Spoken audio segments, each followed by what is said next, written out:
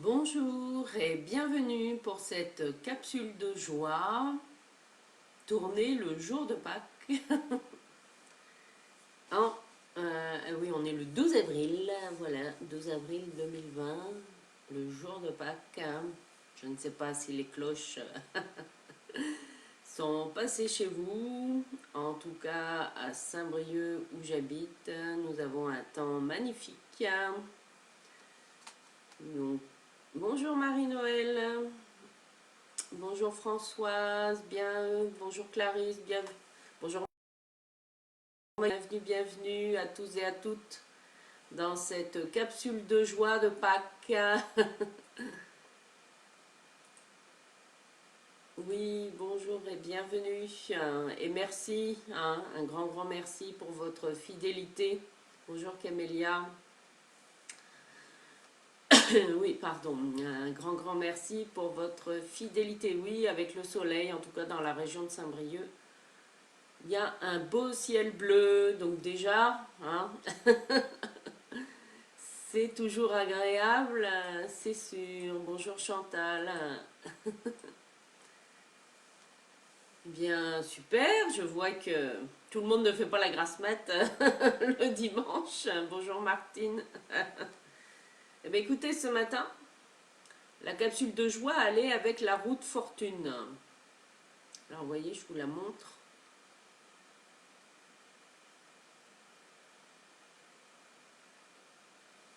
Et au moment où je vous la montre, eh bien j'ai le thème de la carte qui me vient. Bonjour Marie-Laure, bonjour Christine, bonjour Catel, bonjour à tous et à toutes.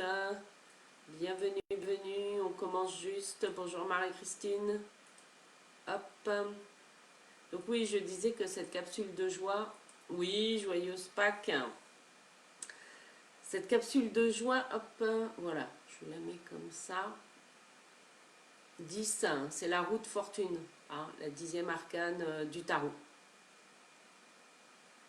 Et ce qui me vient, parce que c'est une des rares cartes du tarot, sur laquelle on y voit des humains, alors, et des animaux, je sais, vous les distinguez peut-être pas, hop, voilà, qui ont des vêtements, mais ce sont des animaux.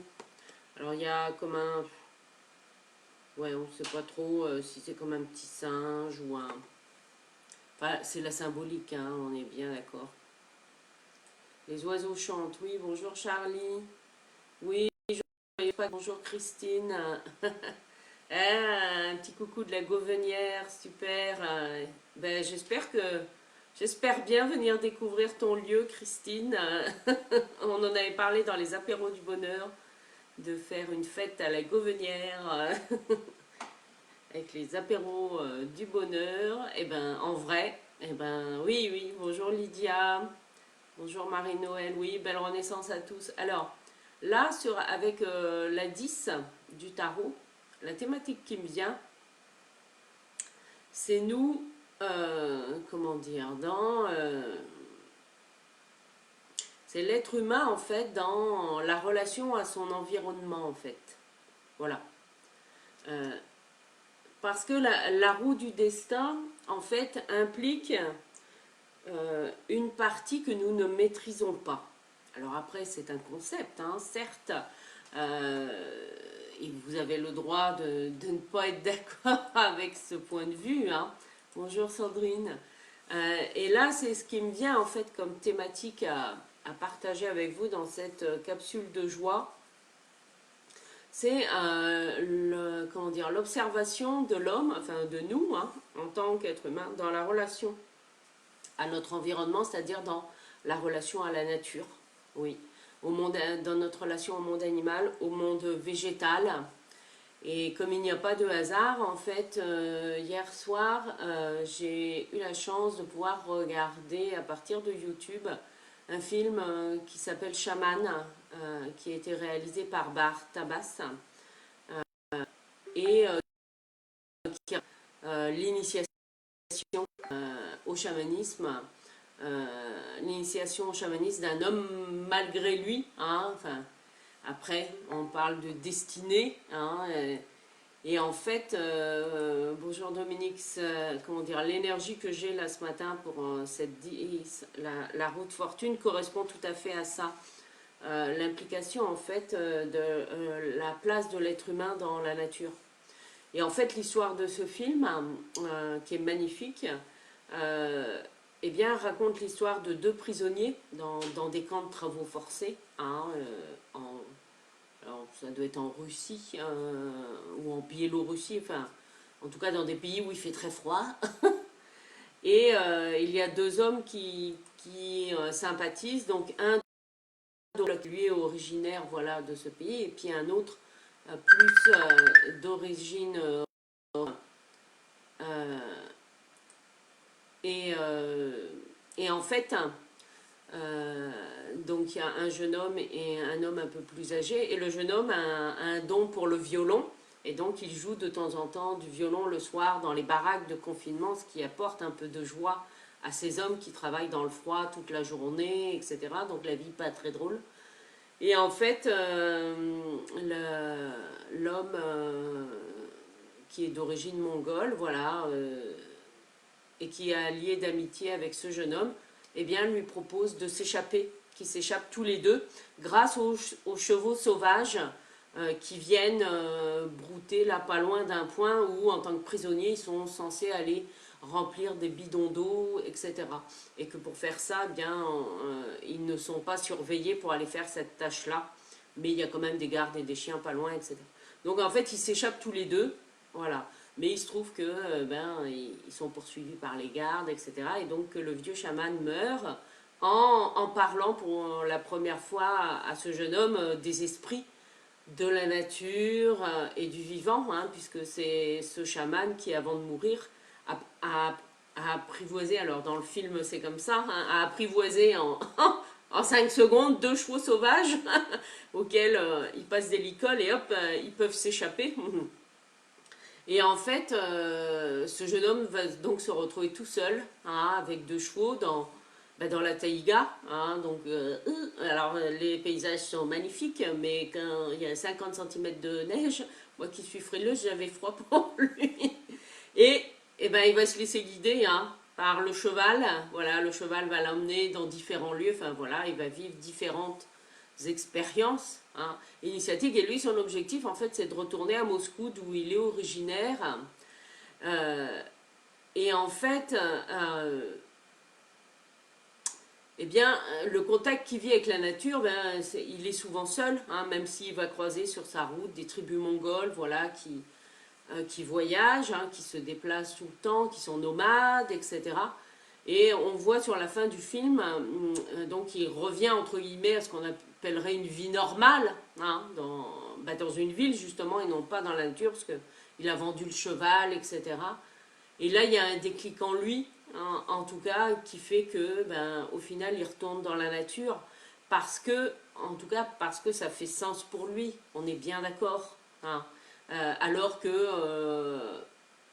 comment dire, quelqu'un de lambda pourrait se dire, ah bah oui, mais là, c'était bon, là, il avait trouvé une jolie petite amoureuse, il pouvait retrouver un travail classique, et hop, refaire sa vie. Ben non, lui, il a choisi, en tout cas, d'écouter l'appel, en tout cas pour lui, hein, qui faisait sens pour lui, parce qu'il avait survécu à ce mode de vie pendant plusieurs mois, hein, c'est toute une traversée qu'il fait. Mais en tout cas, pour lui et sa destinée, hein, ça faisait lien avec, ça faisait sens pour lui, après, quels que soient les événements qui se passent. Et j'ai l'impression que c'est cette notion-là, hein, qu'il est important de partager avec vous. Alors, on l'appelle le destin, hein, ou la roue qui tourne, comme vous voulez. En tout cas, c'est... Et il y a, en tout cas ça c'est ma croyance, hein, des éléments de notre vie que nous ne maîtrisons pas. Par contre, la seule chose dont je sois sûre, c'est que nous avons chacun un fil rouge, hein, ou un fil conducteur, voilà, pour réaliser en tout cas notre destinée. Donc voilà les réflexions philosophiques de ce matin. Oh super, je vois qu'il y a plein de monde qui nous a rejoints. Bonjour à Dominique, Sandrine, Framboise, Bénédicte, Sandra. Oui, bonjour à tous et à toutes et merci à tous et à toutes pour votre fidélité à ce rendez-vous quotidien des capsules de joie. En tout cas, tant que durera la période de confinement.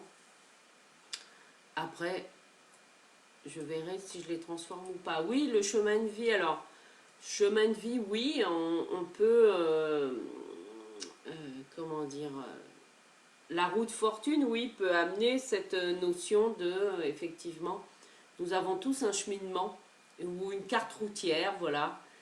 Donc il y a des éléments, voilà. Et si vous regardez bien, alors je ne sais pas si vous le voyez, le personnage en tout cas qui est au milieu de la roue, hein, il a les yeux avec un bandeau, hein, sur le front. Donc ce qui veut dire qu'il y a une partie, hein, qu'il ne voit pas. Ouais. Bonjour Rosa. Voilà, donc c'était cette idée-là en tout cas, ou cette approche, hein, la destinée. Et en fait, comment dire, la destinée que chaque personne, comment dire, c'est une trame, hein, c'est comme une trame. C'est comme une trame, hein, ou si vous voulez, oui c'est ça, je disais un fil rouge. Et donc, ce qui m'amène à vous parler là, d'autant plus en cette période de confinement, prenez le temps, hein, pour ceux qui ne savent pas trop où ils en sont dans leur vie, hein, et que ce confinement vient chambouler un certain nombre de projets aussi, hein, dans le concret, hein, parce que c'est ça aussi. Et pour moi, si nous vivons tout ça aujourd'hui, eh bien, cela faisait partie de notre destinée à chacun ou chacune, hein. Après, voilà, ça reste un avis personnel, hein. Je suis pas sûre qu'on choisisse tant que ça nos routes. Enfin, ça m'amène à vous parler du cycle de l'autonomie. Je ne sais pas si vous avez entendu parler de ce concept. Ah. C'est un concept que j'ai découvert moi avec Marc Fréchet. Je crois qu'il est psychologue, il me semble, sur le cycle de l'autonomie. Voilà. Et en fait, qu'est-ce que le cycle de l'autonomie pour un être humain? Eh bien, le cycle de l'autonomie, c'est aussi, si on peut dire, un peu comment. Enfin, c'est une application de ce que l'on observe dans la nature, hein, pour l'être humain. Voilà comment je peux le dire. Donc, qu'est-ce qui caractérise notre cycle d'autonomie? Pour lui, en tout cas, selon Marc Fréchet, un être humain devient pleinement autonome quand il a son autonomie de toit et d'argent, en fait. Voilà comment lui, ça se traduit. Et que cette date d'autonomie, en fait, est à mettre en parallèle avec notre date de naissance. Alors, je peux vous dire que quand j'ai découvert le concept, je me suis amusée, hein, à faire un tableau Excel de mon mois et de mon année de naissance. Et puis en face, j'ai mis le mois et l'année de mon autonomie, hein, en tant qu'adulte. Voilà, et puis j'ai déroulé mois par mois. Et en fait, cette date d'autonomie, voilà, la distance entre guillemets, le nombre de jours et d'années entre votre date de naissance et votre date d'autonomie correspond à ce qu'on appelle un premier cycle de votre vie. Et ça, ce cycle-là, il est personnel puisqu'il fait sens uniquement pour vous dans votre histoire. Par contre, ce qu'il raconte, et qui est vrai à un point, je vais vous parler d'une expérience que j'ai faite, mais ça m'a laissé scotché, c'est le cas de le dire. En fait, tous les événements que nous vivons dans notre premier cycle de vie, hein, dans ces premières années jusqu'à temps que nous atteignions notre autonomie en tant qu'adulte, eh bien, tous ces événements sont enregistrés, si vous voulez, un peu comme une cassette. Bon, je sais bien, aujourd'hui, ce n'est pas les cassettes, mais c'est pour le principe, hein, voilà, c'est pour vous donner une image. Et en fait, quand on passe l'âge de notre date d'autonomie, hop, et ben on redéroule un deuxième cycle, hop, qui va durer le même temps entre notre date de naissance et notre date d'autonomie. Voilà, et on a des cycles alors qui sont plus ou moins longs. Hein. Moi, le mien, il fait à peu près 25 ans, puisque j'ai voilà, commencé à travailler et à être autonome financièrement de toit et d'argent en septembre 96 et je suis née en avril 71. Donc voilà, c'est 25 ans plus quelques mois, en tout cas pour moi, parce que c'est un site qui est très personnel. Et en fait, je me suis amusée comme ça à, à mentionner hein, sur ce tableau Excel tous les événements importants alors, dont je me souvenais, hein, que j'avais vécu étant enfant, etc. Donc j'ai découvert ce concept quand j'habitais encore à Paris. C'était fin des années 2000, etc. Bon, et fin des années 2000, vous voyez, j'en étais au début, moi, de mon deuxième cycle, hein, puisque, je vous ai dit, moi, ma date d'autonomie, c'est 96, donc 96 à 2000, voilà, j'avais commencé à redérouler la deuxième colonne, hein, voilà, j'en étais au début de mon deuxième cycle. Et puis, j'ai fait le choix de me reconvertir professionnellement et de quitter la région parisienne l'été 2003. Et donc, j'ai mis tout ça, voilà, dans un coin. Hein, et en fait, l'été 2003, je suis revenue habiter chez ma mère pendant quelques mois. Voilà, le temps pour moi de prendre des nouveaux repères dans ma nouvelle vie. Hein, et c'est elle qui m'a proposé d'aller habiter dans la maison de ses parents, hein, mes grands-parents qui étaient décédés. La maison était en vente, mais comme à ce moment-là, voilà, j'avais le projet de lancer mon activité à mon compte en tant que tarologue et conseillère en qualité de vie. Donc, comme la maison avait plein de pièces, c'était l'idéal pour moi, voilà, en tant d'espace. C'est sûr que j'avais de quoi me tourner hein, dans une grande maison de 9 pièces. Donc voilà, donc j'ai fait cette expérience d'aller m'installer donc à Jarnac, hein, la ville où ils habitaient, qui avait aussi, ça faisait écho aussi bien sûr à mon enfance, hein, voilà, tout simplement. Et puis une fois installé là-bas, j'ai donc fait installer Internet, etc. Et puis j'ai réouvert mon fichier Excel. Et là, là, je me suis pris une grande claque de conscience. Quand j'ai regardé en fait voilà, les événements que j'avais vécus dans mon premier cycle, hein, donc entre 0 et 25 ans, voilà. Et là je me suis dit, ah bah tiens, je vais mettre à jour ma deuxième colonne. Je viens d'arriver dans la maison de mes grands-parents à Jarnac. Et bien qu'est-ce que j'avais dans ma première colonne, entre 0 et 25 ans? Et bien je viens d'arriver dans la maison de mes grands-parents à Jarnac. Et là je me suis dit, non, c'est pas possible. C'est pas possible. Hein. Et bien si, parce qu'il se trouve que... j'avais 6 ans, voilà, ou 7 ans, enfin bon, peu importe. À 7 ou 8 ans, je suis allée en fait vivre moi pendant un an chez mes grands-parents maternels à Jarnac, parce qu'à ce moment-là, on venait de passer 2 ans à Djibouti, mon père étant militaire, et donc il était prévu que toute la famille revienne en France au mois de décembre.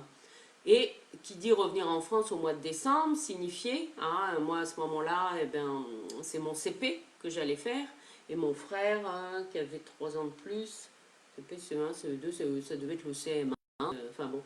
Et en fait, nos parents ont décidé, pour pas nous faire rater une année scolaire, que moi j'aille passer une année scolaire voilà, chez mes grands-parents maternels, et mon frère lui est allé chez la sœur de ma mère, chez une de mes tantes. Voilà, donc on est partis. Nous, voilà, l'été, c'était l'été 78, voilà, tout simplement. Et donc, concrètement, je suis allée vivre pendant 9 mois, hein, 9-10 mois, chez mes grands-parents maternels. Sauf que ça, je l'avais complètement zappé. Et que je vous dis, quand j'ai commencé à re-remplir ma colonne, je me suis dit, donc 7-8 ans, hop, ça correspondait à ça, puisque 96 hein, à 2003, c'était 7 ans, voilà. Ouf, je me suis dit, mais c'est pas possible, parce que les lignes se coïncidaient. Et en fait, je suis restée dans cette maison exactement le même temps que dans mon premier cycle, hein, c'est-à-dire 9 mois. Et c'était pas conscient, hein, dans le sens où, certes, je savais que la maison était en vente, mais le fait d'aller habiter dans cette maison, moi, ça m'a réveillé tout un tas peut-être d'émotions hein, que la petite fille que j'étais à 7 ans voilà, n'avait pas pleinement évacué. En tout cas, ça m'avait fait un big travail émotionnel d'aller revivre dans la maison de mes grands-parents. Et c'est vrai que je reconnais que c'est grâce à cette expérience que moi, j'ai effectué dans le lieu mon premier rituel de purification de lieu et d'espace. Hein, j'avais découvert le Feng Shui 2 ans auparavant, voilà, j'avais été faire des séminaires d'initiation et j'avais découvert aussi la notion de purification de l'espace. Bon, c'était à travers différents livres et là je me suis dit, ah bah tiens, là j'ai un beau terrain d'expérience, hein, une grande maison avec 4 étages, je vais avoir de quoi faire. Et en fait, j'ai fait le nettoyage physique, bien sûr, mais aussi énergétique et émotionnel de ce lieu. Hein. Je peux vous dire que je suis passée dans tous les recoins, dans tous les coins, hein, de la cave au grenier, c'est le cas de le dire. Et je peux vous dire qu'il y avait de la surface. Et je suis passée dans tous les coins, en conscience, avec une phrase rituelle que je m'étais créée, voilà. Voilà, ma seule intention était de mettre de l'abondance, de l'amour et de la joie dans ce lieu, voilà. Alors bien sûr, hein, ça a fait aussi remonter tout un tas de mémoires par rapport au lieu, hein, parce que mes grands-parents avaient acheté cette maison, je crois que c'était dans les années 50, quelque chose comme ça. Donc bon, il y a eu tout ça. Et bien, il se trouve que 6 semaines après que j'ai emménagé dans la maison, des acheteurs se sont proposés, sont venus dans la maison. Et donc, j'ai dû partir de cette maison au mois d'août suivant. Qui a été un déchirement intérieur hein, pour moi. Mais émotionnellement, voilà, c'était quelque chose que j'avais à retraverser. Hein. C'est comme si les 2 lignes du temps, vous voyez, c'est 25 ans d'écart, hein, concrètement. Et là, je me suis dit, mais là, là ça me scotche, c'est trop... Enfin, parce que la date de départ, entre guillemets, alors oui, je ne l'ai pas choisie, voilà, en tout cas, c'était pas volontaire. J'avais pas mis l'intention... qui est des acheteurs dans cette maison, hein, on est bien d'accord. Donc voilà, donc ça, voilà, la destinée, il y a des choses comme ça, des événements dans nos vies qui font que, alors je ne sais pas si ça résonne pour vous.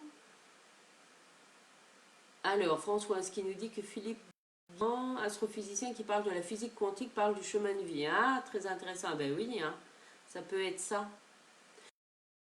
La vie, elle fait ça, c'est selon les histoires de chaque personne.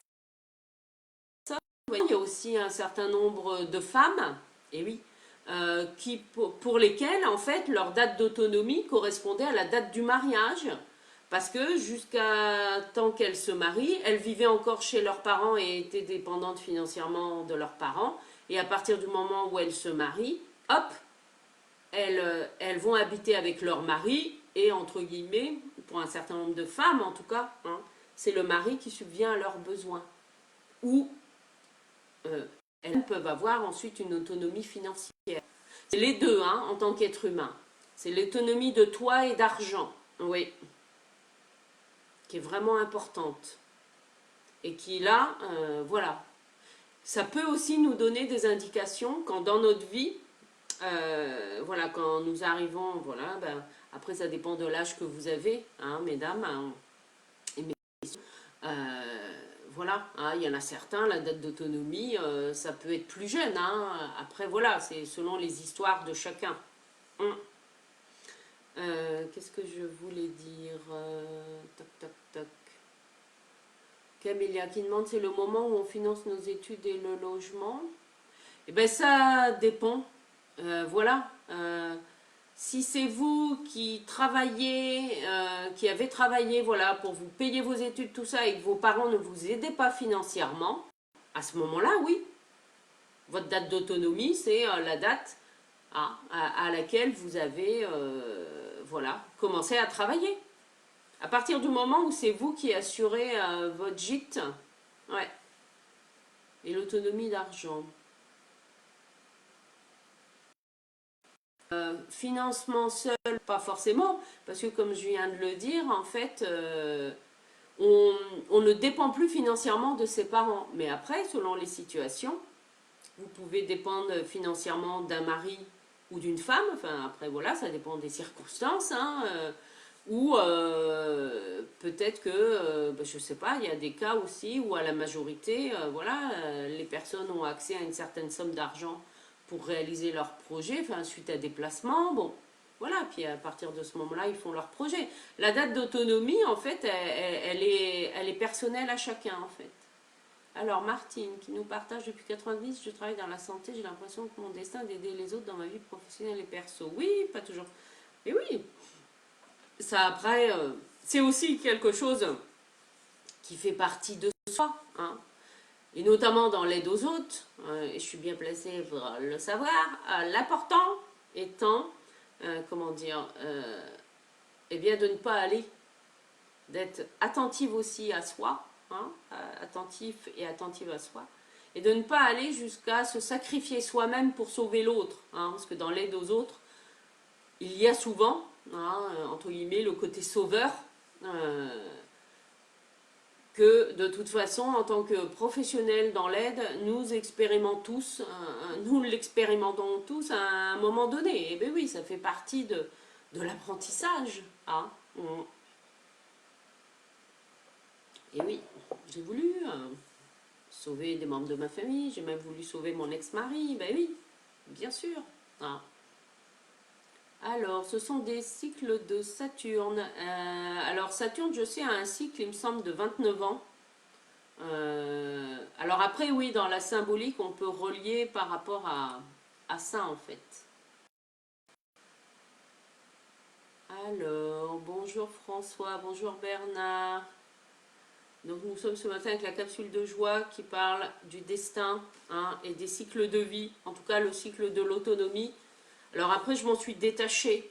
Mais il y a aussi un autre événement, c'est là où je me dis, non mais, que je peux partager avec vous, alors qui ne me concernait pas directement, mais comme quoi, quand la roue du destin s'en mêle, ça prend quand même des formes, eh bien, voilà, qui sont là. Voilà. Après, on les interprète comme on veut. Donc dans mon premier cycle, hein, puisque c'était 15 jours avant mes 20 ans, j'étais dans une voiture avec deux de mes meilleurs amis du moment, deux copines du lycée. Et en fait, nous étions toutes les trois à l'arrière de la voiture et conduisaient, voilà, devant, il y avait deux copains étudiants, voilà, moi j'étais étudiante à ce moment-là. Et donc, comme c'était les vacances scolaires, voilà, mes deux copines qui habitaient une à Nantes et une à Paris, voilà, étaient venues passer quelques jours avec moi, donc à Poitiers. Et puis ben voilà, on avait une fête de prévu, hein, normale quand on est étudiant. Et nous allions donc tous les cinq, voilà, on avait acheté à boire et à manger. Puis nous allions en fait rejoindre des amis. Ben, c'était les miens puisque mes copines n'étaient pas du coin.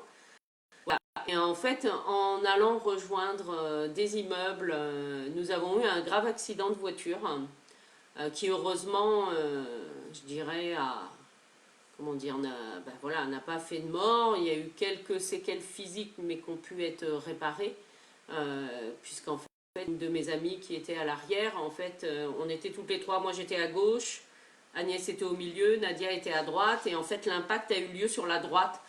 Tout simplement, nous, la voiture hop, tournait à gauche, et puis une voiture est arrivée, enfin voilà, que le chauffeur n'avait pas vu, hein, et puis c'était comme ça. Et l'impact a eu lieu sur la droite, et donc poum, le choc a été assez violent, parce que ben voilà, on est venu percuter un panneau de l'autre côté, bon, du coup, poum, là, le temps s'arrête, hein.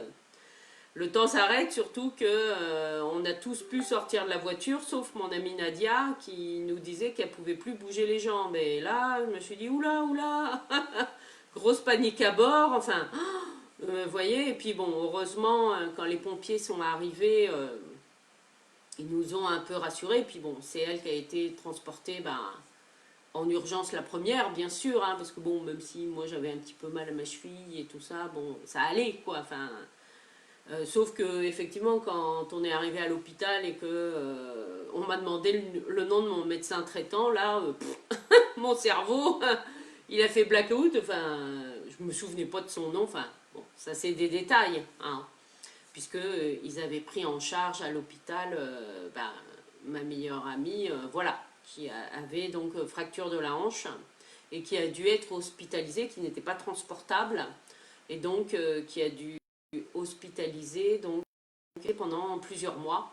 Et donc, ben, moi, chaque semaine, et ben, voilà, j'allais la voir. Hein, puis, ben, elle n'habitait pas dans le coin. Et elle devait, elle, repasser son bac en juin. Et du coup, ben, ça n'a pas été possible. Elle l'a repassé après au mois de septembre. Mais tout ça pour vous dire que dans les faits, dans le concret, voilà, cet accident de voiture, où moi, en tout cas, bon, bien sûr, ça fait un choc, hein, ça, c'est sûr. Euh, c'est une de mes meilleures amies, voilà, qui a fracture de la hanche. Et donc, pour laquelle, voilà, je suis allée ensuite une fois par semaine à l'hôpital. Donc ça, c'est dans mon premier cycle, voilà, je vous dis, à 15 jours avant mes 20 ans. Et quand j'arrive dans mon deuxième cycle, à peu près au moment de cet événement, enfin, ça faisait longtemps moi, que je n'avais pas ouvert mon tableau Excel, hein, parce qu'il ne faut pas non plus... parce que si on, on reste fixé sur les événements qui se sont passés et qui n'ont pas été évacués émotionnellement, on peut aussi se faire peur. Hein, donc il ne faut pas non plus... voilà. Il faut prendre aussi du recul par rapport à tout ça. Mais là, ça m'avait étonnée. Et en fait, ce n'est pas... alors, ce n'est pas une de mes amies directement qui a été touchée, mais en tout cas, dans mon deuxième cycle, toc toc, à la même date, hein, voilà, à la même date, eh bien, c'est une personne de mon entourage qui a eu le bassin fracturé. Et oui, c'est une de mes voisines, en fait, là où on habitait en Bretagne. Voilà, donc c'était dans un autre lieu. Hein. C'est une personne, alors oui, une voisine très sympa, etc. Euh, et il se trouve que à ce moment-là, nous venions, nous, avec mon ex-mari, on venait de déménager eh ben, ici dans les Côtes d'Armor. Et donc c'était notre voisine de notre maison à côté de Combourg. Donc là, concrètement, ben non, j'ai pas pu, j'ai pas pu aller la voir toutes les semaines. Bon, par contre, je l'appelais, etc. Mais ça m'avait quand même interpellée. Je me suis dit, ben mince alors. Il y a le même type d'événement et elle, ça a été, comment dire, c'était pas un accident de voiture, c'était un accident de vélo en fait. Elle faisait du vélo et puis je sais plus ce qui s'est passé. Il y a quelqu'un qui l'a percutée ou elle est tombée. Enfin, en tout cas c'est avec le vélo. Et là je me suis dit mais c'est pas possible, hein, c'est pas possible. Eh ben si. Hein. Sauf que là, vous voyez le contexte avait un peu changé dans le sens où moi j'étais pas impliquée parce que j'étais même pas présente. Mais l'effet était encore là avec cette fracture de la hanche, voilà, dont elle a mis plusieurs mois à se remettre, hein, parce qu'une hanche, on ne la plâtre pas. Donc pour les personnes qui vivent ça, c'est vrai que c'est pas toujours évident. Donc voilà, hein, pour partager avec vous cette notion, hein, les cycles de l'autonomie, qui sont présents, qu'on le veuille ou non, hein, dans la vie. Hein. Alors, je vois qu'il y a Bernard, Judith, Emeline, Sylvie, Lauriane qui nous ont rejoints. Bonjour, bonjour. Ben, on va arriver là, je pense, à la fin de la capsule de joie, mais vous pourrez réécouter hein, le replay où je parle du destin et du cycle de l'autonomie. Alors oui, on peut être aussi notre propre bourreau, parce qu'après, c'est inconscient, bien sûr. Il y a des choses voilà, qu'inconsciemment, on va s'approprier. Hein. Ah, Françoise qui nous dit qu'un cycle de Saturne, c'est 8 ans par 8 ans. Ah, d'accord. Donc le cycle d'autonomie, il est dans la vibration en fait de chaque personne.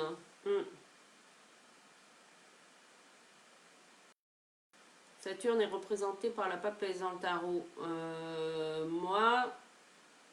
Pour moi, Saturne, c'est plus l'ermite dans le tarot. Mais bon, après ça, c'est mon interprétation à moi.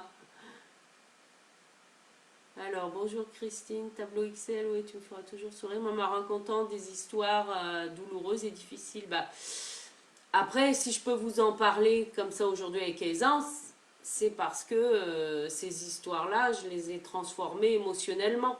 Hein. Voilà, sinon, voilà, je ne serais pas aussi à l'aise pour en parler. Merci Martine qui me dit tu es passionnante. Bon, bah écoutez, voilà, hein, la capsule de joie, voilà, ça... avec la situation du confinement, en tout cas, je vous invite à repérer le fil rouge dans vos vies. Après, c'est un constat. Il ne faut pas non plus se fustiger pour autant, hein. Mais je peux vous dire qu'en consultation, bon, décidément, oui, ben, c'est comme ça. C'est important que je vous en parle maintenant. En consultation, en fait, j'avais fait faire à une de mes clientes son cycle d'autonomie. Et parce qu'elle était venue me voir par rapport au décès brutal d'un de ses fils. Alors au départ, voilà, comme elle avait entendu parler de mes capacités médiumniques, voilà, elle venait pour ça, mais il se trouve que c'est pas du tout ça qui est ressorti.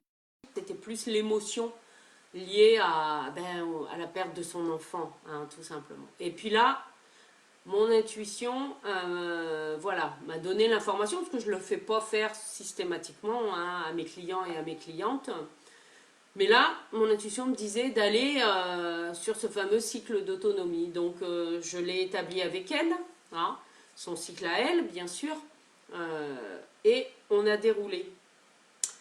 Et en fait, ce qui s'est passé, dans le constat, je dirais, c'est que quand il se trouve que le décès de son fils, le décès brutal de son fils, dans son cycle, voilà, correspond au cycle précédent, au moment où elle était tombée enceinte de ce même enfant, vous voyez. Donc on avait la coïncidence entre le moment où elle porte la vie, cet enfant dans son ventre, et le moment qui vient, sa mort brutale d'un accident, voilà. Et là, moi, ce qui me vient en déduction directe, en voyant le chevauchement, hein, de ces deux événements, je lui pose la question. Si au début de sa grossesse, pour cet enfant, si elle a souhaité avorter, si elle a souhaité la mort de cet enfant.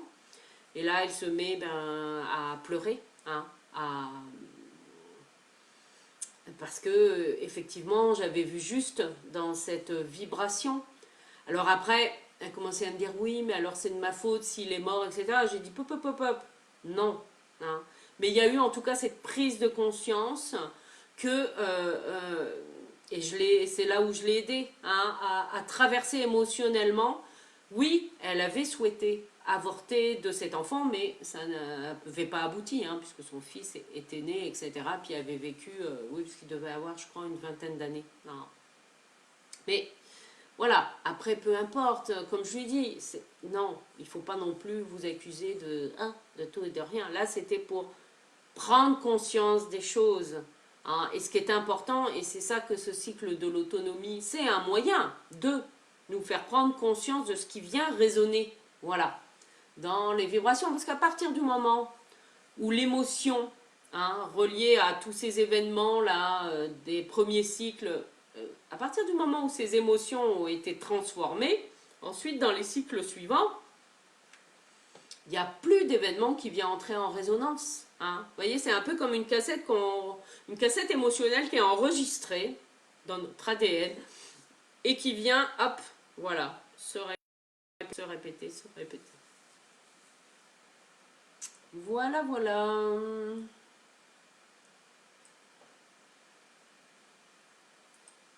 Alors pourquoi revivre des éléments similaires? Eh bien, si nous revivons ça,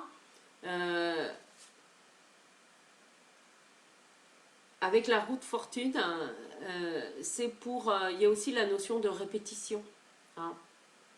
En tout cas, c'est pour nous inviter à transmuter. Vous voyez, il y a la notion de la roue, il y a l'eau. Ces répétitions, en fait, ces expériences de vie, et puis ça, nous en sont tous, hein. Des situations qui se répètent, oui, alors, et puis même si ça se répète, parfois on se dit, oh pétard, j'en suis consciente, mais qu'est-ce que j'en fais? Parce que c'est ça, hein, derrière. Il ne suffit pas d'avoir observé qu'il y avait des répétitions dans le scénario, ou par rapport au type, hein, au type de conjoint qu'on attire, ou par rapport, aux situations professionnelles. Ah ouais, mais ça fait 3 fois que je me fais virer, quand même, il y a un truc. Enfin, vous voyez, il y a... Enfin, j'exagère, non, pas tant que ça, hein, parce que ça peut aider à ça.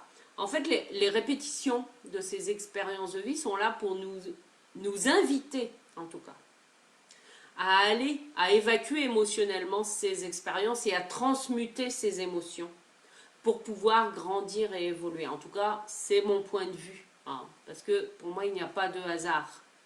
Oh, Emeline, c'est chou. Ça, je vais retenir ça, qui me dit, à toi seul, tu es une capsule de joie. Oh, ben, un grand merci, hein.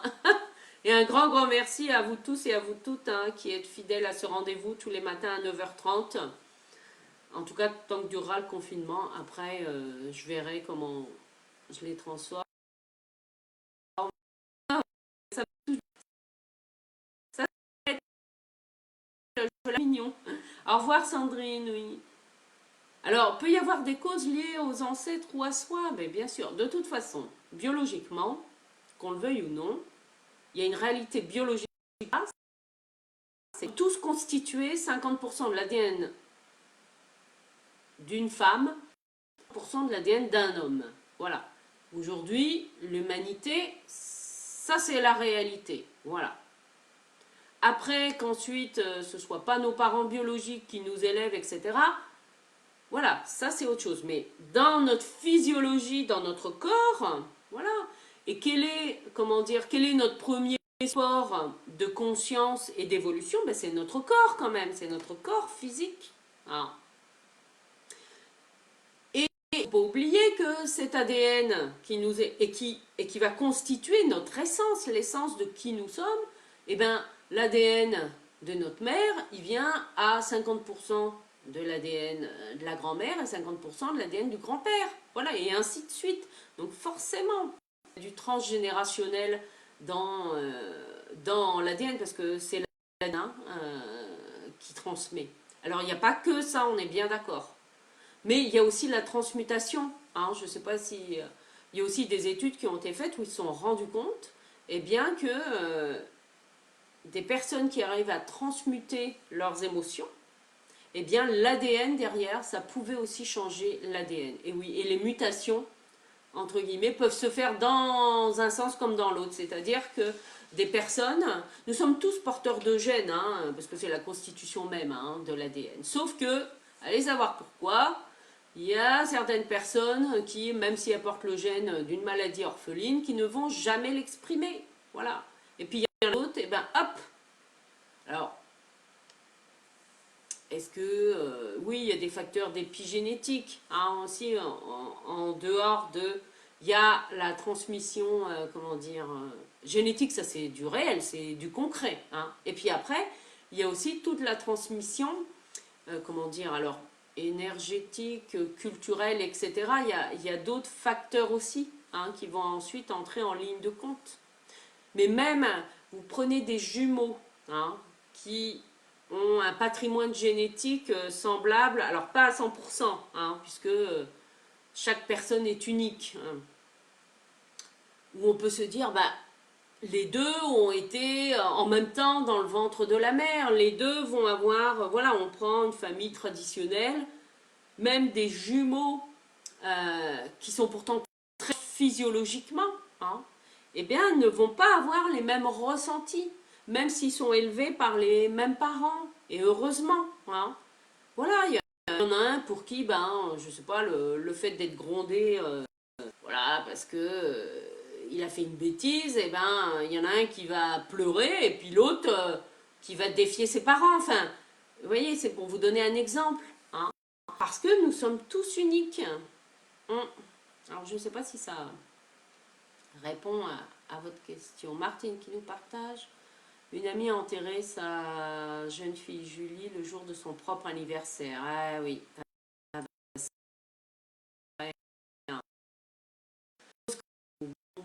Après ça, je ne dis pas, hein, c'est sûr.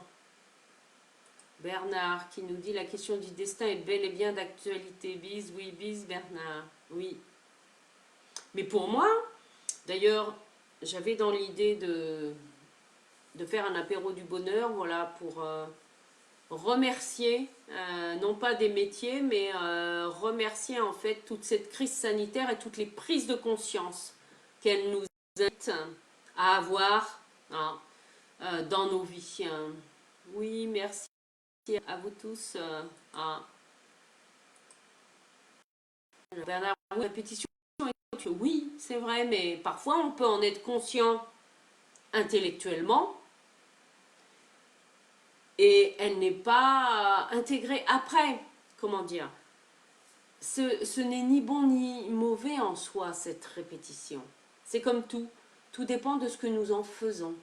Et oui, c'est ça en fait. Mm. Alors, la technique du MIR pour stopper les répétitions. Ah bah Emeline, je connais pas le MIR. C'est quoi comme technique?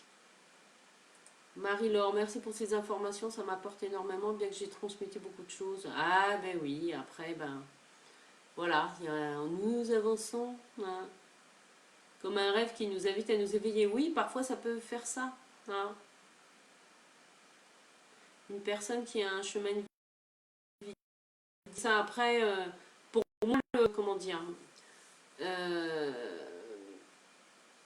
le chemin de vie, en fait, il est lié à la vibration de la personne. Pour moi, un chemin de vie, le seul chiffre hein, qui se calcule, voilà, en additionnant votre jour, votre mois et votre année de naissance, vous donnera la vibration de votre chemin de vie, mais pour moi, ça ne suffit pas. Notamment quand en consultation, je vais sur la mission de vie des personnes. Moi, j'ai besoin de toute la date de naissance et j'ai besoin d'être en connexion avec la personne parce que même deux personnes qui sont nées le même jour, elles n'ont pas la même vibration. Et oui, nous sommes 7 milliards d'individus sur Terre. Il y a 7 milliards d'expressions de chemin de vie différentes. Bonjour Nadine. Alors, est-ce qu'on est voué à revivre des expériences à répétition?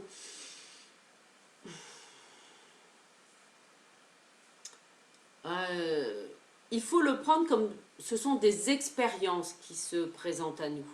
Voilà. Et comme je le disais tout à l'heure, pour moi en tout cas, eh ben ok, ben, même si nous avons cette conscience, ok, là il y a quelque chose qui se répète. Est-ce que je prends, est-ce que je garde ou comment je peux transmuter hein c'est ça aussi, comment je peux transformer ça. Et moi c'est cette transmutation, c'est cette transformation-là pour laquelle j'accompagne hein, mes clients et mes clientes. Et bien oui, parce que parfois, eh ben, quand le destin nous joue un drôle de tour, poum, on se prend hein, une grosse claque dans la tête. Et bien oui. Alors, bonjour Véronique, pardon, tac, tac, tac, tac. Ça m'est déjà arrivé avec un événement vécu à 12 ans. Où j'avais bloqué ouais, toutes les émotions pourtant joyeuses. Ah, et la vie t'a fait revivre 28 ans après. Et ouais. Alors il y a aussi un autre cycle qui est tout simple. Hein. C'est celui de notre anniversaire et de notre date d'anniversaire. Et oui. Moi j'ai fait le choix, il y a plusieurs années déjà, même quand j'étais salariée, de ne pas travailler le jour de mon anniversaire. Ça, c'était un choix, voilà, personnel. Et ça m'est arrivé aussi de ne pas forcément le célébrer le jour même, même si c'était un week-end, etc. Pour être pleinement, en fait, avec moi-même. Et en étant dans cette conscience, voilà, de mon propre accouchement, hein, à X années d'écart, bientôt 49, eh bien, voilà, moi je suis née à 20 h, hein, voilà, prête pour les infos. Non, je rigole, surtout je ne les regarde pas. Eh bien, en me mettant, en tout cas, dans ma bulle, enfin, c'est comme ça que j'appelle ça, voilà, je ressentais vibratoirement, etc., eh bien, tout ce qu'avait traversé ma mère, hein, au moment où elle se préparait à cette naissance. Et ça m'a fait revivre effectivement aussi sur le plan énergétique. Voilà. Ça m'a permis en tout cas de transformer hein, certaines choses. Mais oui, effectivement, après on a tous nos propres, hein, comment dire, nos propres cycles. Et ben oui. De toute façon, il n'y a pas à culpabiliser pour ça par rapport à cette notion de cycle et de répétition. La nature nous le montre. chaque année, un printemps, un été, un automne et un hiver. Voilà. Bon. Et c'est comme ça des millions d'années. Et oui. Et pourtant, chaque cycle ne se ressemble pas, puisque c'est pas forcément la même feuille, hein, ou le même arbre. Enfin, voilà, il y a des subtils changements. Et ben c'est pareil dans nos vies. Hein. Et oui. Oui, à bientôt, Emeline. Alors, Bernard, quelle présence. Au revoir là-bas. Une prochaine, oui. Ah, Bernard qui va regarder la messe de Pâques à la télé. Bon, pas sûr que ce soit aussi bien. L'important, c'est que si ça te fait du bien à toi, c'est ça le plus important. Hein. Voilà. Après, chacun va exprimer sa foi, voilà, de la manière. Moi, je n'éprouve plus le besoin d'aller à la messe. Hein. Ça ne veut pas dire pour autant que je n'apprécie pas, de temps en temps, d'aller me poser dans une église. Hein. Dans certaines, parce que toutes n'ont pas forcément des énergies très agréables. Mais voilà, après, l'important, c'est que chacun le vive. Hein. Bonjour Nathalie. Alors, Marie-Christine, elle qui va lire les annales akashiques. Oui, c'est... Alors, pour moi, les annales akashiques, voilà. Les annales akashiques dans le tarot, c'est la papesse, en fait. Pourquoi? Alors, c'est vrai que dans cette édition-là, elle a un livre, vous voyez, qu'elle tient dans sa main. Hein. Et dans le tarot, c'est le seul personnage qui a un livre. Et pour moi, c'est ça la véritable connaissance. C'est qu'en fait, toute la connaissance du monde, nous l'avons tous et toutes en nous. Mais parfois, il nous manque cette connexion, hein, à notre intuition ou à des plans de conscience supérieurs, voilà, pour avoir accès à ces informations. Oui, des expériences de vie, hein, ça peut être ça aussi. Camélia qui dit a priori mon cycle me conduira jusqu'à l'âge de la retraite, 64 ans. Oui, ben ça après c'est possible. On en a plusieurs hein, cycles, comme je vous l'ai expliqué. Vous avez votre date de naissance, votre date d'autonomie. Ça vous donne ce qu'on appelle le pas du cycle, donc qui pour moi est de 25 ans, et puis mai, juin, juillet, août, septembre, 25 ans et 5 mois. Donc mon deuxième cycle, il va commencer à 50 ans et 10 mois. C'est-à-dire, pour moi en tout cas, et moi ça fait début 2022 pour moi. Mon deuxième, voilà, pratique. Donc là, j'arrive moi à la fin de mon deuxième passage, si vous voulez. Ah, voilà, bon, après c'est comme ça. Alors, oui, merci, merci Bernard, merci hein, pour votre présence.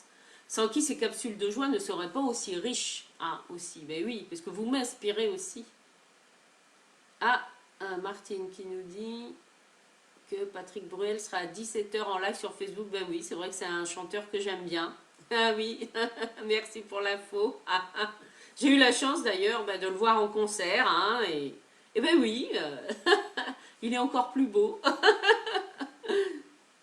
Bon, et ben voilà, oh, ben, ça va bientôt faire 1 heure, ben, c'est comme ça. Hein. En tout cas, je vous souhaite un extraordinaire dimanche de Pâques. Voilà. Et même si nous avons parlé de ces cycles, etc., voilà, ce qui est important, ne vous en voulez pas pour autant. Eh oui. Parce que ben, vous avez fait de votre mieux jusqu'à présent. Et puis c'est, voilà. Il y a les fils invisibles de la destinée qui sont là, quoi que nous fassions. Hein. Donc c'est important de ne pas culpabiliser non plus. Bon. Je vous souhaite un excellent dimanche de Pâques. N'hésitez pas à commenter ou à partager cette vidéo si, voilà, même si vous la regardez en replay, si vous pensez que ça peut aider certaines personnes, en tout cas, je serais ravie. Voilà. Oui, coucou Armel. Eh ben, écoute, tu vas pouvoir réécouter un replay, cette capsule de joie, parce que là, alors, je regarde.